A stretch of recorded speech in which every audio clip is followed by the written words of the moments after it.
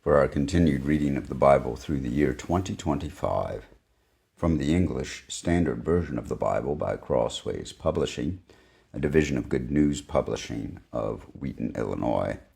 A reading of the book of 2 Samuel, chapters 4 through 6. Beginning 2 Samuel, chapter 4. When Ishbosheth, Saul's son, heard that Abner had died at Hebron, his courage failed, and all Israel was dismayed.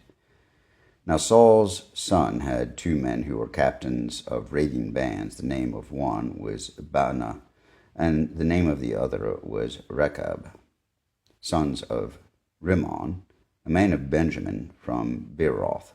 For Beeroth also is counted part of Benjamin. And the Beerothites fled to Gittaim, and have been sojourners there to this day. Jonathan, the son of Saul, had a son who was crippled in his feet. He was 5 years old when the news about Saul and Jonathan came from Jezreel, and his nurse took him up and fled, and as she fled in her haste, he fell and became lame. And his name was Mephibosheth. Now the sons of Rimmon, the Beerothite, Rechab and Baanah, set out, and about the heat of the day they came to the house of Ishbosheth as he was taking his noonday rest. And they came into the midst of the house as if to get wheat, and they stabbed him in his stomach. Then Rechab and Baanah his brother escaped. When they came into the house, as he lay on his bed in his bedroom, they struck him and put him to death and beheaded him. They took his head and went by the way of the Arabah all night, and brought the head of Ishbosheth to David at Hebron. And they said to the king, "Here is the head of Ishbosheth, the son of Saul, your enemy, who sought your life. The Lord has avenged my lord the king this day on Saul and his offspring." But David answered Rechab and Baanah his brother, the sons of Rimmon the Beerothite, "As the Lord lives, who has redeemed my life out of every adversity, when one told me, 'Behold, Saul is dead,' and he thought was bringing good news, I seized him and killed him at Ziklag, which was the reward I gave him for his news. How much more, when wicked men have killed a righteous man in his own house on his bed, shall I not now require his blood at your hand and destroy you from the earth?" And David commanded his young men, and they killed them and cut off their hands and feet and hanged them beside the pool at Hebron. But they took the head of Ishbosheth and buried it in the tomb of Abner at Hebron. Then all the tribes of Israel came to David at Hebron and said, "Behold, we are your bone and flesh. In times past, when Saul was king over us, it was you who led out and brought in Israel. And the Lord said to you, 'You shall be shepherd of my people Israel, and you shall be prince over Israel.'" So all the elders of Israel came to the king at Hebron, and King David made a covenant with them at Hebron before the Lord, and they anointed King David over Israel. David was 30 years old when he began to reign, and he reigned 40 years. At Hebron he reigned over Judah 7 years and 6 months, and at Jerusalem he reigned over all Israel and Judah 33 years. And the king and his men went to Jerusalem against the Jebusites, the inhabitants of the land, who said to David, "You shall not come in here, but the blind and the lame will ward you off," thinking David cannot come in here. Nevertheless, David took the stronghold of Zion, that is, the city of David. And David said on that day, "Whoever would strike the Jebusites, let him get up the water shaft to attack the lame and the blind, who are hated by David's soul. Therefore it is said, 'The blind and the lame shall not come into the house.'" And David lived in the stronghold and called it the city of David. And David built the city all around from the Millo inward. And David became greater and greater, for the Lord, the God of hosts, was with him.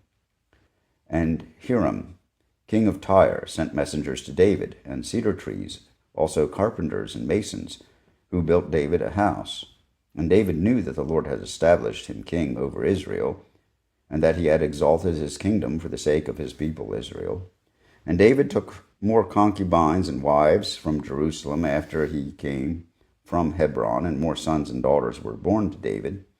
And these are the names of those who were born to him in Jerusalem: Shammua, Shobab, Nathan, Solomon, Ibhar, Elishua, Nepheg, Japhia, Elishama, Eliada, and Eliphelet. When the Philistines heard that David had been anointed king over Israel, all the Philistines went up to search for David, but David heard of it and went down to the stronghold. The Philistines had come and spread out in the valley of Rephaim. And David inquired of the Lord, "Shall I go up against the Philistines? Will you give them into my hand?" And the Lord said to David, "Go up, for I will certainly give the Philistines into your hand." And David came to Baal-perazim, and David defeated them there.